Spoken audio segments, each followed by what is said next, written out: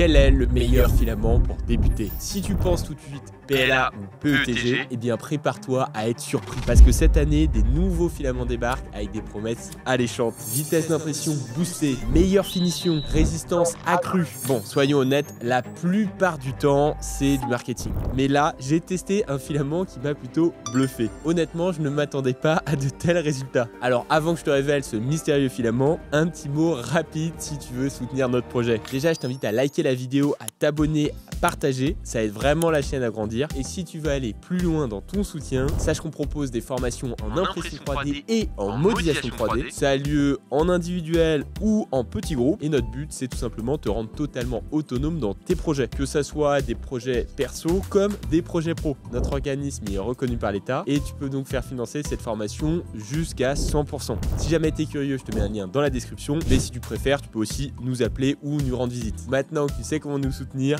place au test.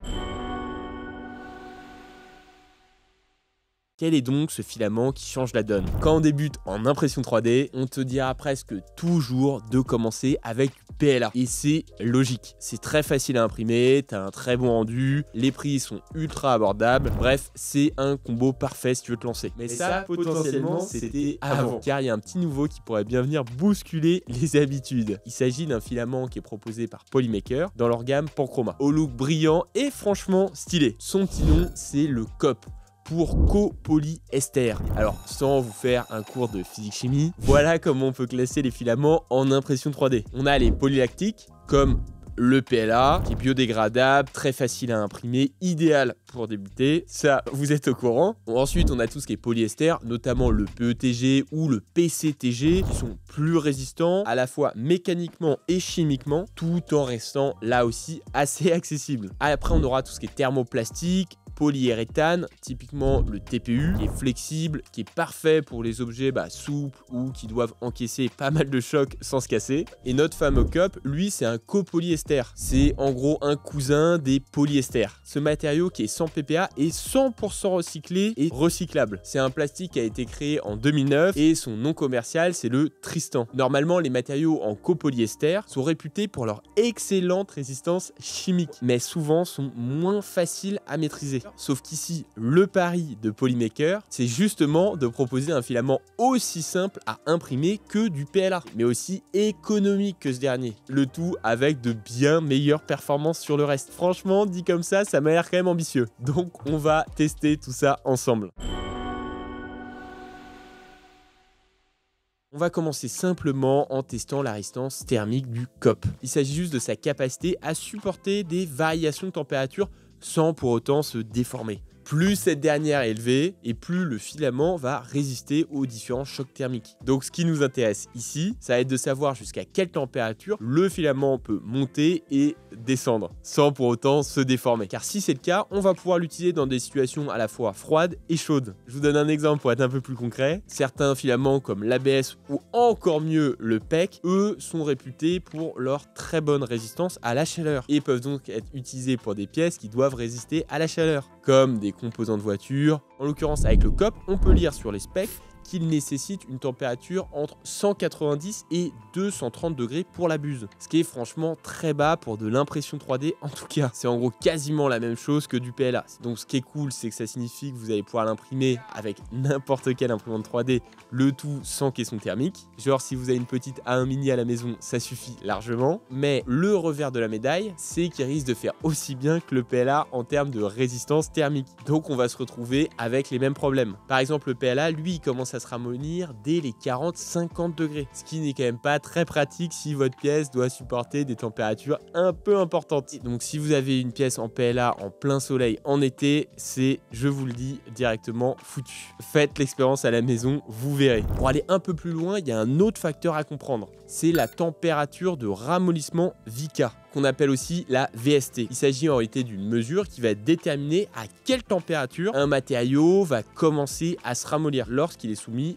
à à une charge. Et cette température elle est importante car elle va nous renseigner sur la chaleur que le filament peut supporter avant que ce dernier ne perde sa forme. Encore une fois, je vous prends un exemple. Le PLA lui il a une température de ramollissement Vica autour des 60 degrés. Ce qui signifie que au-delà de cette température, il va commencer à devenir mou. Ce qui pose encore une fois des problèmes si votre pièce doit supporter de la chaleur. Et c'est sur ce point que le COP commence à se distinguer par rapport au PLA. Car lui, sa température de ramollissement Vica est un peu plus élevée. Entre 68 et 70 degrés. Donc globalement, on peut dire qu'il résiste un poil mieux aux variations de température que le PLA. Mais la différence n'est pas dingue non plus.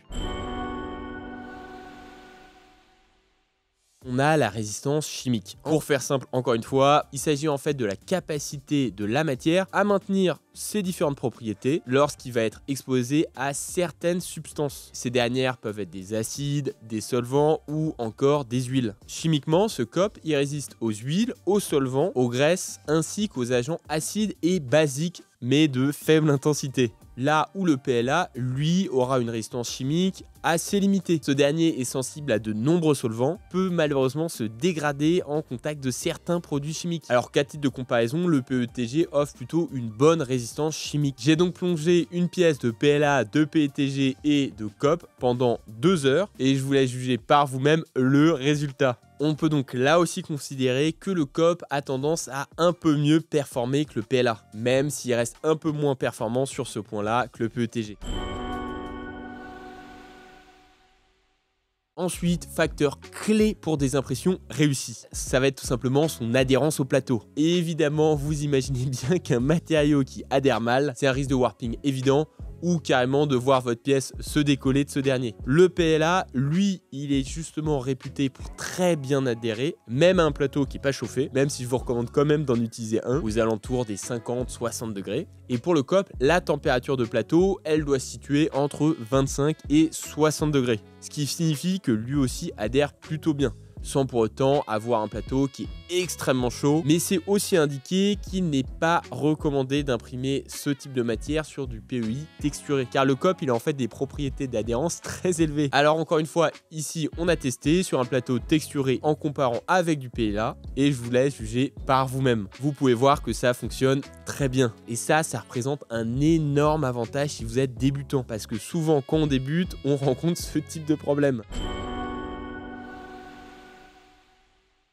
Autre chose à regarder avant de choisir le COP, c'est la résistance mécanique de ce dernier. Alors, qu'est-ce que c'est? C'est en fait la capacité d'un matériau à supporter des forces sans pour autant se déformer, se fissurer ou même se casser carrément. On s'intéresse ici principalement à 3 propriétés mécaniques. La première, c'est sa résistance à la traction, soit en fait sa capacité à résister à un étirement avant de se rompre. La résistance à la traction du COP, elle est environ de 51,6 mégapascal avec une marge de 1,2. Donc pour vous mettre ce chiffre en perspective, le PLA, lui, il a environ 60 mégapascal, mais il est très cassant. Le PETG, lui, il est plutôt entre les 40 et 50 mégapascal. Donc c'est une matière qui est plus flexible que le PLA. Donc concrètement, ce COP, il se rapproche du PLA en termes de solidité, tout en étant plus résistant au choc. Ce qui est en fait, disons, un compromis entre rigidité et durabilité. Ensuite, on a donc la rigidité du matériau. Pour ça, on va utiliser le module de Young pour tester sa capacité à résister à une déformation. Le module de Young de notre petit COP,